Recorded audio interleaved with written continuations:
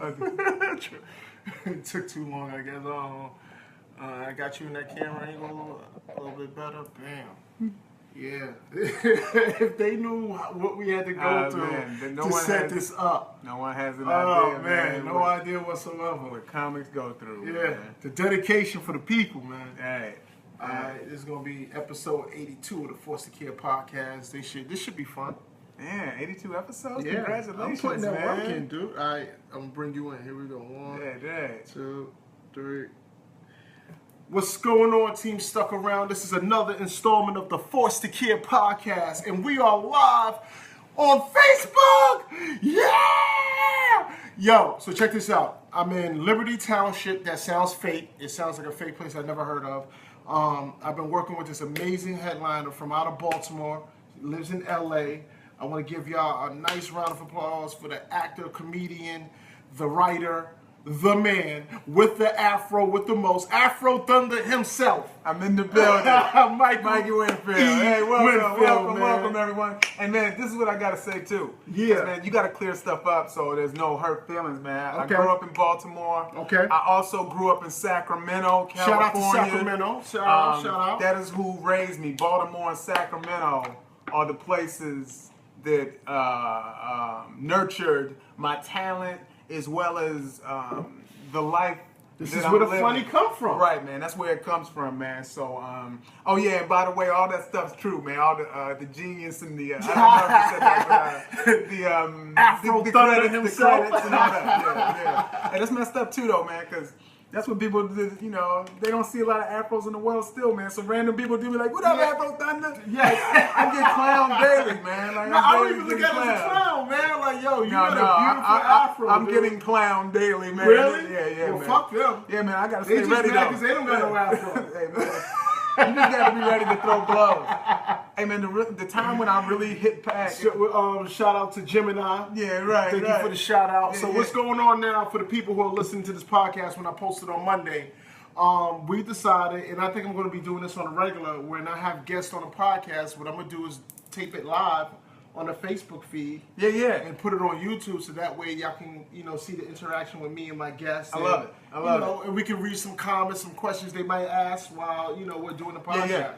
So for my listeners, for Team Stuck Around, because this is their survival guide to being just life in general. Oh, so survival guide. Survival guide to life, man, to being a parent, to being everything.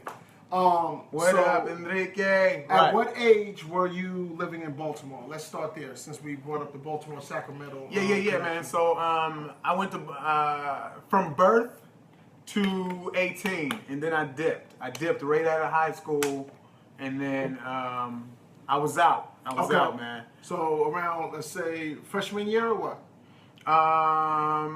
No, it was I left after senior year of high school. Okay. And boom, next year hit college. Boom. So then you went right to Sacramento. Then went right immediately to Sacramento. Was you living out there by yourself, or was there family out that way? Or? In Baltimore, all my family's there, but then my pops lives in Sacramento along with his side of the family. So it was easy transition. It was kind of like cool. I'm taking a safe step. Not really knowing what I'm doing in life, but I knew it was time for a transition in life. All right, cool. So I'm not sure if your fan base or my fan base knows. Let's dive into what was it like for Michael E. Winfield or Mike E. Winfield growing up. Hey man, Baltimore was a tough town, man, but my mom had us so sheltered. I mean, we got a big family, but I got my mom. Dad was living in Cali. Okay. Dad was living with us. So mom and dad weren't together? No, they broke up, man. They was living together, and then some stuff happened in about 5th grade. And then it was like, we out. I'm out. And then I moved to Cali in 6th grade, but then we moved back to Baltimore in 7th grade. So, Jesus. So we back in in Baltimore. So they tried it out in California, and he was like, nah, it's still not working. My dad did it. He was like, I'm going to get her to move. And then Dad got out, and Dad's crazy. He started doing all this funny stuff, man, and then it just didn't work with my mom. And, she was away from her family, so I got a feeling. She was missing home. She was missing home and stuff like that. Plus the crabs. Yeah. Oh, not the STDs. No. My mom doesn't have any. Not that I know about. Right. Anything you need to know about Baltimore, great seafood. Oh, amazing one of the best places, the Crab Fest. Yeah, in the harbor. Man. Yes. It's just Chesapeake Bay. Shout out to Chesapeake Bay. Right. All right, so boom. So how you had an older brother or you're I got a younger brother. So you're the oldest. I'm the oldest, man. Me and my brother, 3 years apart. I mean, we look like twins, man. You can't tell who's older, man. I don't know what hairstyle he got, man. He's so eccentric. Like, there's always something new. Well, you said he's an artist. Yeah, he's an artist. Yeah, man. So he's a visual artist. So yeah. Shout out to your brother. What's his name? Drew. Shout out to Drew. Winfield. Yeah, man. Drew stays busy. Drew stays working. Winfield. He always on some new stuff, man. His mind's moving all the time. He's a good person to consult with. Yeah. Well, I always say this, man. Creative breeds creative, man. So when you're around creative people, individuals, whether it be poetry, rap, or whatever it is that they do, anything creative makes you go, you know. I got a family full of artists, man. Right. Thank you, Donna. Donna likes your afro. Hey, thank you, Donna. She said your afro is on point. Hey, I would like it, but I'm scared to make my setup. Yeah, we can't like stuff right now. What up, me? Right. So, what was it like growing up in basically a single parent household with your mom? Hey, man, you know, here's the thing, man. It was hard, man, because, I mean, along with not having much, you know, we didn't understand. We were just kind of like living. Mom was just like, this is how it's going to be. And my mom was overprotective. So she's like, be careful walking to the store because you might get shot. I'm like, I'm just going to the store, but she had valid points. Yeah. But even certain things, man, she was like, don't ever smoke a cigarette. You inhale it the wrong way, you could die. She put the fear tactics. Yeah, man, I just stopped believing that. I thought my mom did that because you know what? Yeah. Like I saw you drinking coffee, right? And you offered me some coffee. Right. So earlier today, right, I came over to Mike's room, right, and we was reading some sides or something like that. Yeah, right. And he was like, "Yo, you want some coffee?" And I said no, but in my head I was thinking about what my mom told me when I was little. She told you about coffee? She said, if you drink coffee, it stops your dick from growing. Oh man, that's what she said about coffee. I heard that about weed. That's why I smoke weed. I drink no coffee, though. It's not with a small dick. I was told the same thing about weed. It was like your balls won't grow, man. Oh man. And then my cousin was like, nah, man, you gotta hit this weed because man, it makes it bigger. Man. And then I was torn. Do I believe my cousin or do I believe my mom? But I believe my mom, man, because my cousin he was wild now, man. He was living crazy life, you know? Oh, man. So, the things parents say, man. So, man, like, is there any documentation, man, on coffee? I don't know, man. And weed. What does any of it make it, like shrink or grow or whatever? Dude, to this day, man, I don't like the smell of coffee. Wow. Nothing. Like my girl would drink coffee, right? And then she'd go to give me a kiss. I'm like, you know better than that. Wow, that's the impact. That's the impact of parenting. She could be like, yo, let's have sex. But if her breath smells like coffee, I am turned cut it off. Can't do it. Oh, man. Can't do it. That's parents, man. Parents can blow over. You know, James Goff, fun fact. I gave him my game tag. Keith Casey. Yeah, man, that's the wild part, man. Parents can really affect your well-being, your future, your everything. And that's their job. But I think it's important to know how much they're affecting children, man. Like, when children come to you with, like, concerns, even if it's not big to them, it's big to you at that point, you know? If your kid is like, I don't know what to do when everyone starts asking to borrow my bat in the dugout, you know, to you, it's like, man, do what you want, whatever. But to them, that's the biggest thing in their world right now. So you got to be careful how you parent children, man. But it's hard because, and this is one of the reasons why I did the podcast, because I felt like there's books, of course, but no one books really. For parenting. Yeah, but it's like parenting is like comedy. It's one of those things that you can read all you can, right? But at some point you gotta it's trial and error. Hey man, I feel like too, man, you try your best, but I feel like you learn a lot from what you didn't like about them. Yeah. And you want to say bad parenting, but it may have shaped you to do some amazing things. Like my dad gives the worst advice and has always given the worst advice. Like what? Man, just random stuff. Like even now, he'd be like, when you on the road, it's okay to have a little bit of fun. Like that's my dad today. That's man. why you single. Right. I mean, growing up, man, he was. Thanks, Jeff, man. I appreciate you coming out and supporting the show, man. You was telling us a good show. Yeah. Hey, appreciate it, man. It was always like the sickest stuff. He was saying the craziest stuff, but I'm like, oh man, I can't. That ain't right, Dad. Yeah. You can sense it. And it's like I felt like my dad gave great advice, but I had a paranoid schizophrenic mother. You know what I'm saying? So it was like, you know, when I was little, she'd be like, you see that plane? That's Michael Jackson watching us. Like Michael Jackson watching them? Yeah, because when I was little, I used to like the Jackson 5, like every, you know, little kid or whatever. And I think her mental illness, because I was like her favorite, made her take that a step further. So when I was little, we would see a plane and we lived in a project. She was like, that's Michael Jackson watching us. I was like, well, one, why are we still here if that's Michael Jackson watching us? And two, why is he circling around? That's like, scary, man. Yeah, it's really scary when you're dealing with somebody with a mental illness. And I'm young. Ain't nothing I can do. I'm depending on this person to, you know, help me survive. You know what I'm saying? So it was definitely really scary. My mom told me not to smoke weed, man, and I feel like she was having some mental trips. And I was always wondering, was she smoking weed and why she was telling us not to do it? Because she was crazy paranoid. She got a bad batch? One time we was driving, man, and she was like, you see that? There's another red car. Look over there. That's a red car. We're being followed by red cars. And we like, oh, you tripping? So she was saying, like, we need to, like, run for our lives because we're getting followed right now by red cars. So she had a little paranoia with her. Yeah, and I think that was why she put all that fear in our lives. But, man, I just remember one time she was tripping on red cars, and I was like, yo, me and my brother, like, this ain't right. Something ain't right, man. I think she was just going through a lot as a single parent and having to pay bills. It is, man. It's hard. Like, I deal with my kids for, like, maybe one of them, like, for, like, my son in the morning, I'll deal with him for, like, what, 8 hours, and I'm like, ugh. And then when I have both of them, it's even worse. You know what I'm saying? There's so much work you got to put in. Like, I don't know how my mom did it with her illness, because mine was probably a little worse than yours, because my mom's wasn't documented. Yeah, I would hope my mom smoked weed because it would calm her down. Oh, man. Right? When she didn't and she was off her meds, verbatim, motherfuckers is running wires in my house. And then she would just slam doors.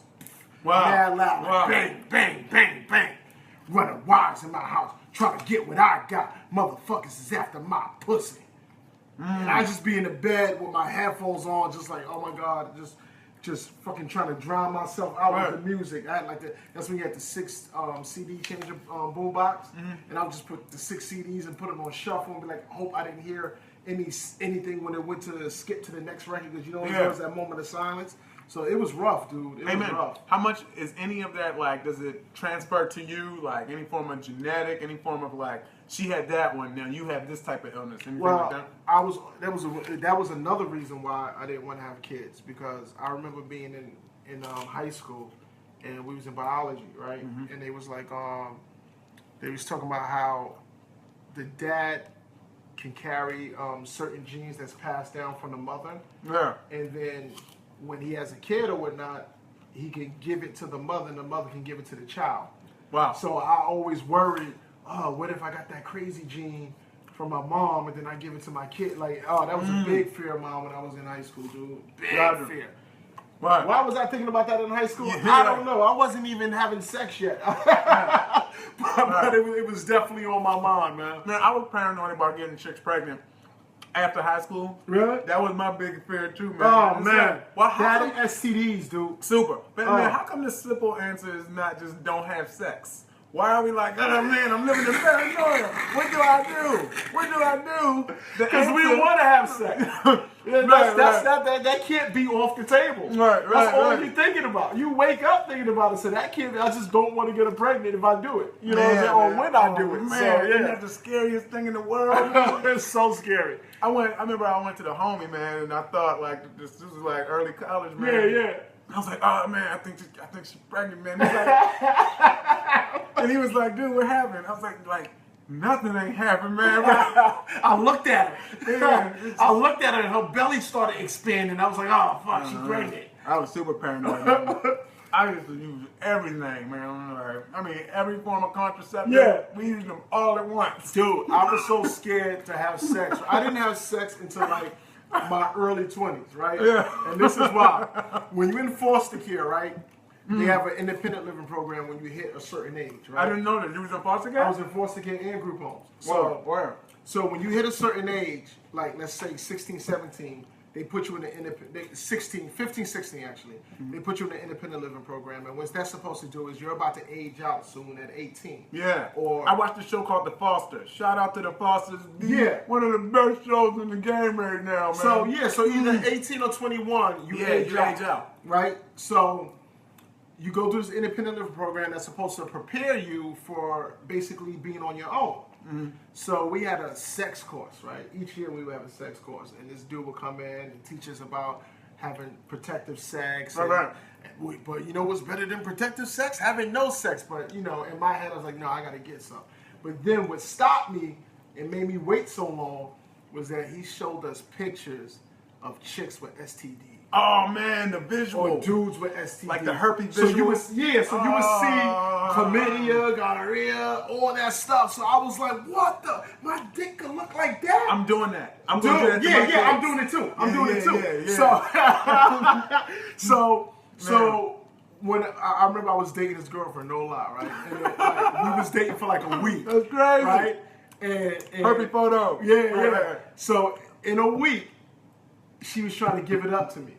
And I thought that was too early, right? In the back of my head, I'm thinking about STDs, and I was like, nah, I broke up with her. I was like, no, fuck it, you try to give me something. It messed me up to that. Like, I could have lost my virginity a lot sooner, but because I was scared when girls would try to give it up to me, I'm like, nah. Wow. Like, because in my head, if you tried to give it up fast, that meant you was trying to give me something. That was strong. It messed me up. It messed me up. So I'm going to do that to my kids. Yeah, I'm gonna show them STD photos. Yeah. If you're watching and you want your parents, your kids to stay away from sexual activity, herpes photos. Herpes photos. All right, so your mom is, holding it down. And man, we talking to Dad. Dad's around. He just in Cali. He calling us.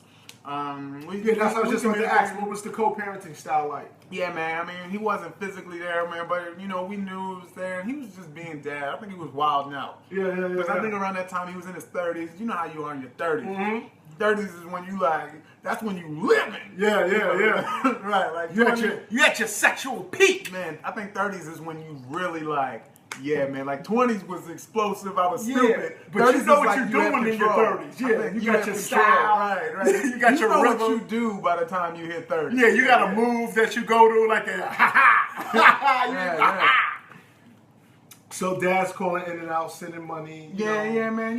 He's sending money, but not enough to get us out of the situation we in. So it was hard, man. I lived with my auntie and like 3 cousins or 4, man. It was like, we was like one of them old 80s sitcoms, man. It was like 7, 8, or 9 of us all in this one bedroom, three bedroom house. We had a basement, but it was like, man, nobody's going in the basement because it's scary. Right. 2 of my cousins lived downstairs, and it was like, dang, man, this is tough, man. And we finally moved out and got our own spot. And Mom's hustled, man. Yeah. But it was what was she doing for work? What was she? Man, she always had stuff in the medical field. I don't really know what she was doing.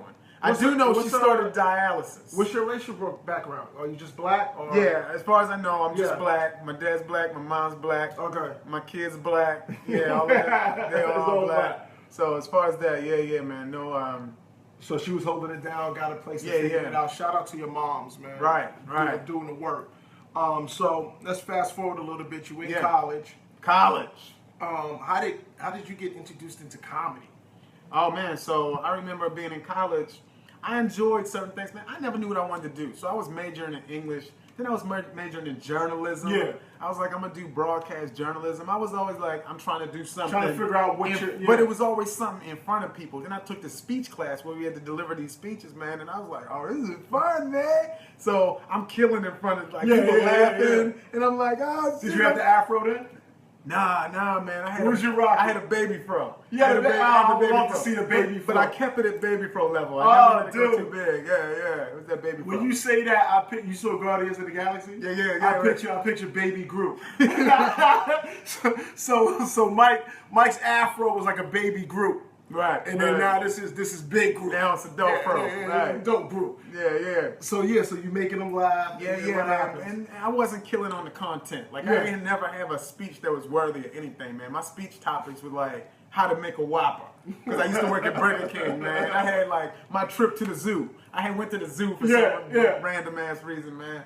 And then my professor was like, you know, dude, have you ever considered stand-up? And I was like, nah.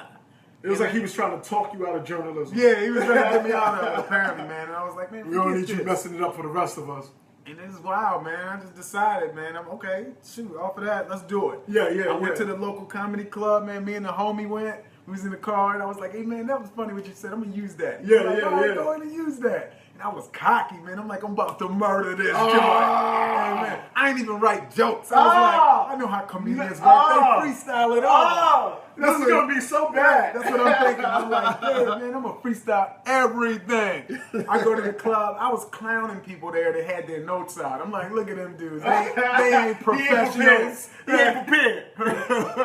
Man, I remember I was backstage with this dude, Kane Lopez. He was like, man, you look funny, man. You about to kill it. I was like, man, I know I'm about to kill it. I'm super cocky. Right. No, nothing. No note. Then they called me, man, and I didn't even use my real name the first time. I don't know why. What's your name? I think it was like Winfield McNamara. Oh, God, that sounds like Liberty Township. Yeah, it was Liberty Township. It was something very Which is where we're at right now, Liberty Township. And they called me, man, and I walked out on stage, and I saw these bright-ass lights, and I was like, man. And I started trying to say stuff, man. What was your first joke? I don't know, because nothing was coming out, man. Like, I choked. I was just staring at him. And then I tried to do an impression of a Russian person. Oh, yeah. How'd it go? I was like, Podolsky, you're going through there. I didn't have nothing. Why do I feel like you did the robot, too, at the same time? Like, man, it was so quiet. So what happens? You bomb, eat your nuts. Man. Then I had this plan. I was like, man, pull out the pack of Mentos.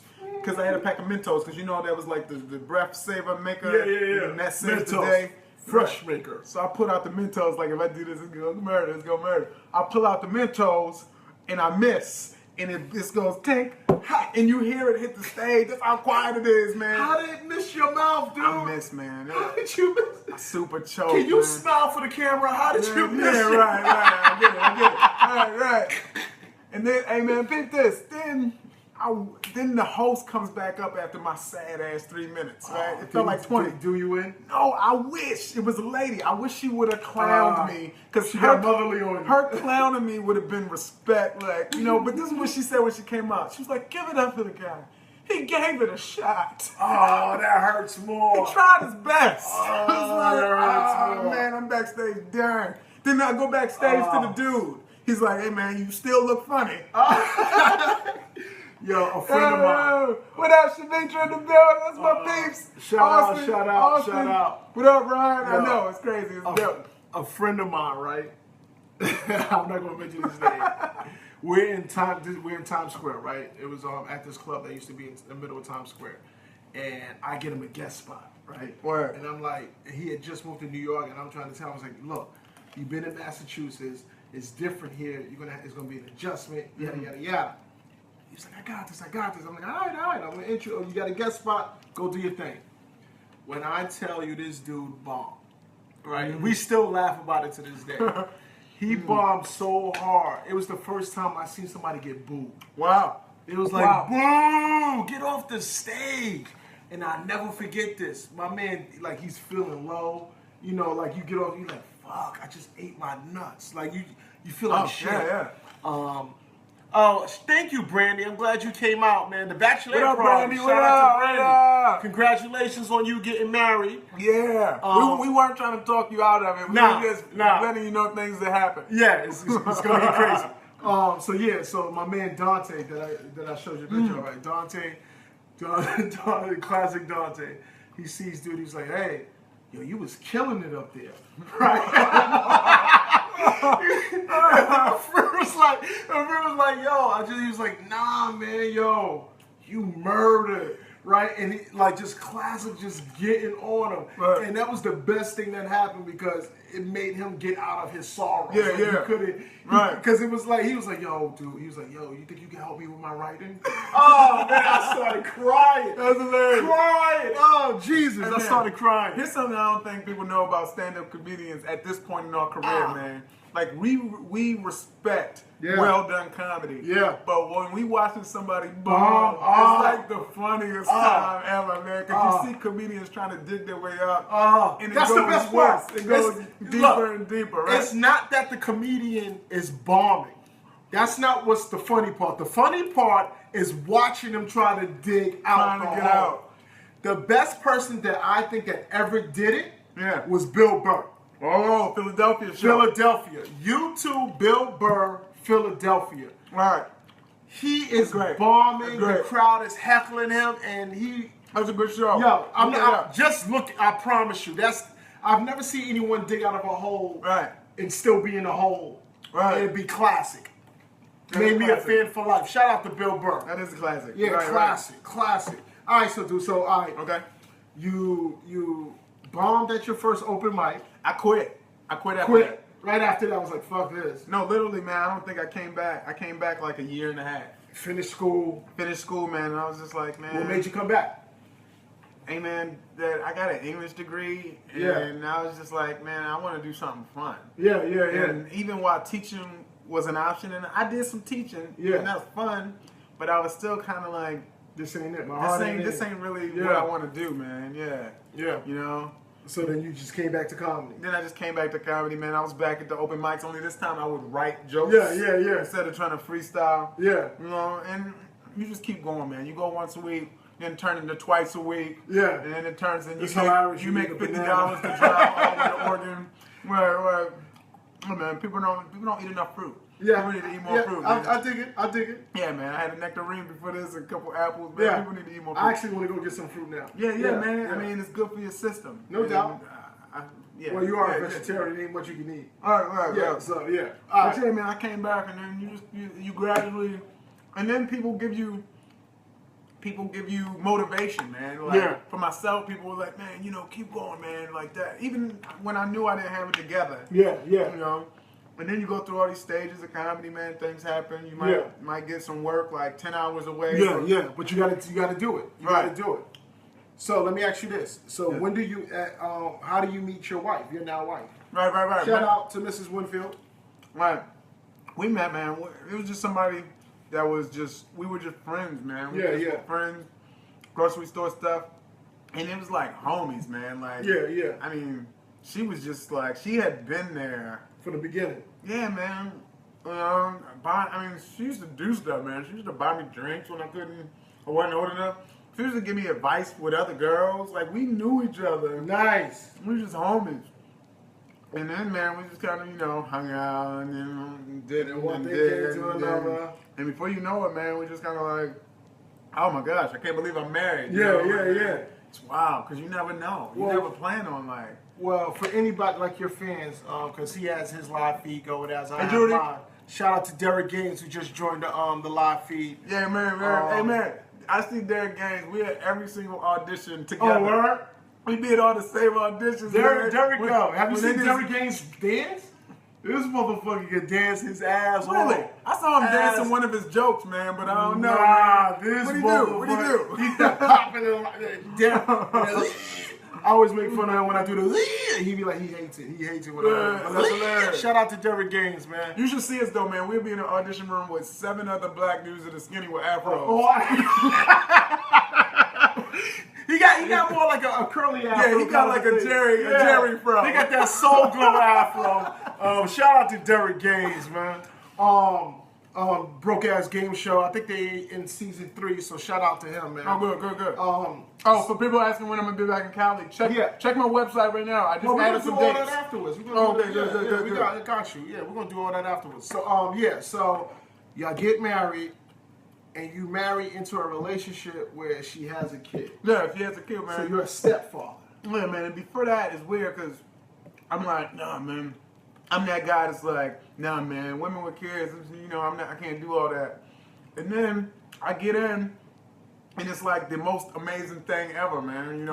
Because it's like this little dude, man, and you got this guy, and we didn't really click at first. You and what do you call him? You call him stepman. Stepman. he was older. Right. Louise. Yeah, man, we didn't click, man. He used to clown me. One time I came to the door. Yeah. And he was like, hey, Ma, It's the guy off the Cocoa Krispies box. Ah! He called me the chocolate monkey, man. He's probably like 5 or 6, man. Just man. We was going at it, man. Oh, Jesus. Drew Hall, shout out to Drew. We'll see Drew say, watching the comedian bomb makes me super uncomfortable, but I can imagine as long as it's not you or you find it hilarious. Again, Drew, it's not so much the, and he seen me in this was West Virginia. Yeah. It was 8 years ago when he seen me in West Virginia. Shout out to Drew. It's not the fact that he's bombing. That's not the funny part. The funny part is the struggle of trying to get out. Yeah, to try to get the crowd back, to try to salvage the set. Yeah. And whatever you do is just not working. You just, and every comic just falls back to that point where they can remember the last time they bombed. Yeah, man. And how hard, it's just the funniest thing. Comics are psychos anyway. So, we find the weirdest things funny. Right. I thought Sweet Home. I thought I had it on Do Not Disturb. Yeah. But she's like, don't be talking about me. Right. On your live Take feed. all that stuff back. Yeah. Right. So he's like, at what point did y'all like connect? You and Stepman. Oh man, when did it happen, man? It happened, I don't know, maybe a year later or something, man. Because I started doing stuff for him, man. Like I would put him him over? Yeah, man. I would put him in like sports activities. Yeah. Just giving him attention, you know. And I kind of grew up it was just fun, man. I liked kids before anything else. I like kids, man. It's fun, like, watching them grow. It's fun seeing them in activities. Yeah. I remember when I worked at the grocery store. Kids come in, I'll play with them in the little, Yeah. I'm just a fan of, like, children, man. So, but especially when they laugh. Watching the kid laugh is nothing like, it's just hilarious. I just wasn't that guy that wanted them for myself because I was so, like, money motivated. And business and so this. But, man, she, like, let me know that it could all work. Even with kids. And it has for you. It definitely it has for me too. I didn't make it, I didn't like to, I kind of made it imply that it wasn't working for me. It's working for me. All right, it's working for me. So you got this relationship going on. Any advice you can give to somebody who's like a step parent and just trying to initially build that bridge of like, hey man, I'm sticking around. I say don't force it. Okay. Man, and you have to love them both. Mm-hmm. You have to love them, man, and you find ways to love. So without forcing, if there's a clash, you just find loving things to do. Okay. You bring whatever you do.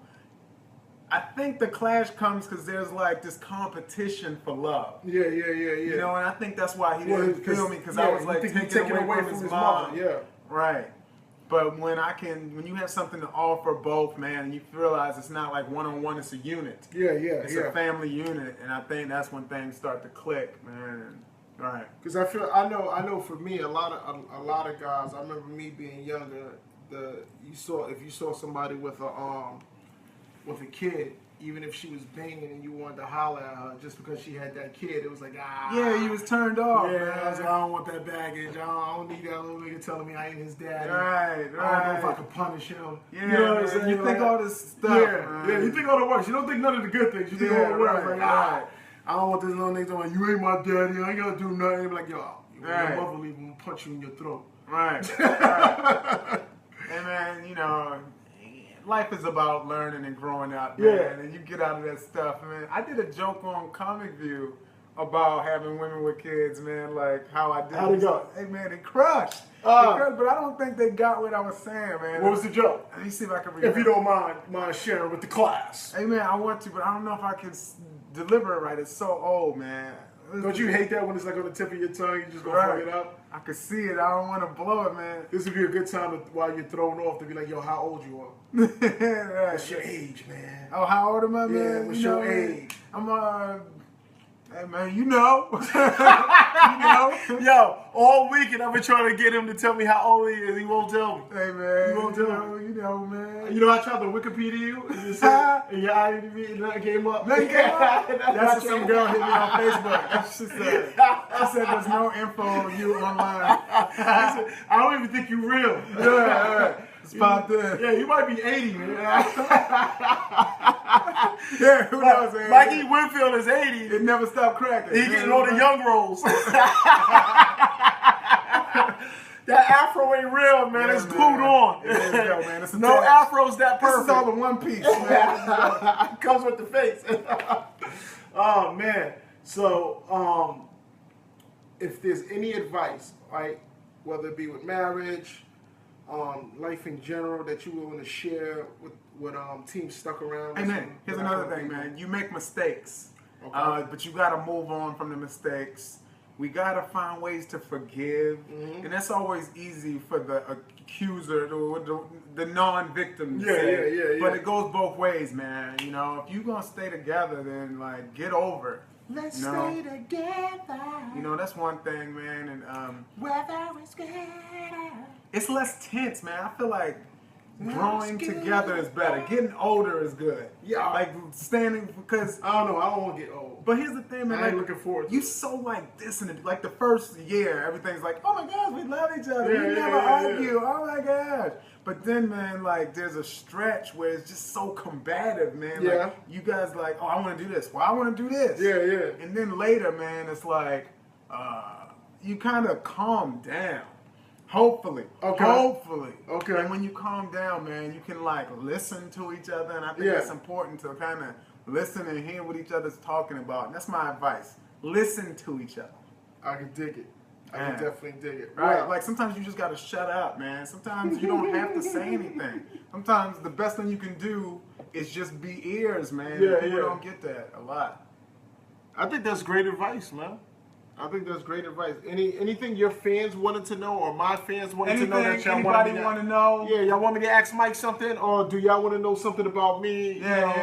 This would be the time to we in Liberty Township, Ohio. You've never heard of this? In a fake, they just made this up. This is not a real town. Yeah, right. Shit is fake as hell. So does anybody want to know anything?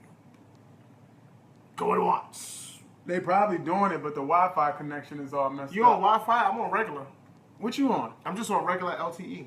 Oh, damn, you use LTE? Oh, you must have unlimited data. Dang. Murder. Killing the game. Mollywop on any block. Killing in the game. Well, I say mollywop is millywop. Yeah, right. I haven't learned that one yet, man. Yeah, millywop on any block. So, all right, so bust it. How can teams stuck around reach you? Where you at? Yeah, man. I just say go to MikeWinfield.com. Hey, if you never seen my stand-up, I got some online. Funny. Thank you. Funny. I say go check it out. Go to BigAssTeeth.com. I got some. You got some big ass. I got some videos on there. You know, Google Mike Winfield, and you find stuff. And, you just got finished taping a movie with Keke Palmer. Yeah, shout out to Keke Palmer, man. DMX. Yeah, man, they show so much love, man. Like Christine Croco, she was the director. Man, she was the director. Haley Ram, Calvin Dutton, man. Like it was like, it was. Shout out to the engineers. It was great, man. We had the best staff of people, man. They had the best script. Did you get to work with DMX? Nah, man. We weren't in the same scenes together, man. So DMX! Yeah, man. Crazy dude, man.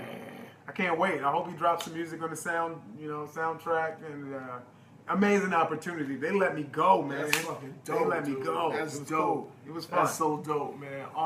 Yeah, so you actually... We both got to go to New York tomorrow. Yeah, I'll be in New York, man. I'm taping something with Steve Carell, man. Steve Carell from The Office, man. He big things, man. It's this MTV show, man. It's we'll see. Good luck. We'll see. It's a Thanks, good luck. man. Yeah, so we're actually going to go over some sides and do some work on the behind the scenes thing. But I want to thank, your peoples, and I want to thank my peoples for tuning in. Thank y'all for tuning in, man. For this randomness, because I never do this, and I'll start doing it more because. Yeah, I've been making them go live all week, man. So man, for your fans, man, who've been seeing you go live on Facebook more often, that's yeah. Look at that. We got 2 lights up there. We got 2 thumbs up. Yeah. So you should follow the kid. This has been a live Hey man, episode. if y'all don't know his info, it's James Goff. Oh yeah, I didn't get my stuff. Very funny dude, man. Yeah, so solid weekend at the club, man. We did a thing. It was great. Right. Dude, it was phenomenal. It was a great week, man. Yo, shout out to everybody in Liberty Township, Liberty Township, and the surrounding areas of Liberty Township, who came out to the Cincinnati Liberty Funny Bone Comedy Club. Right. We had a blast. We had Friday and Saturday was damn near every show packed out. Yeah. It was damn near all of them was almost sold out, man. It was crazy. And even tonight, Sunday show, y'all made us work, but y'all were freaking awesome. So thank y'all for coming out and supporting, man. It was a great turnout. I had a blast, and for your listeners and for my listeners, y'all know how to reach me. Well, y'all don't know how to reach me, but y'all know how to reach me. www.jamesgoff.me. That's Goff is the last name, and it's .me, M-E, because that's the last thing about me. Over there, you'll find videos, dates, social networking. If you feel lazy, you don't even go to this, you don't want to go to the site, just put the letter C and then James Goff, and then you'll find me. We out of here, man. Peace and love. Hey man, see you guys. See you guys, man. I have no closing. You have no closing. It's just over. It's just over. Yeah. Bye. Peace. Man. All right.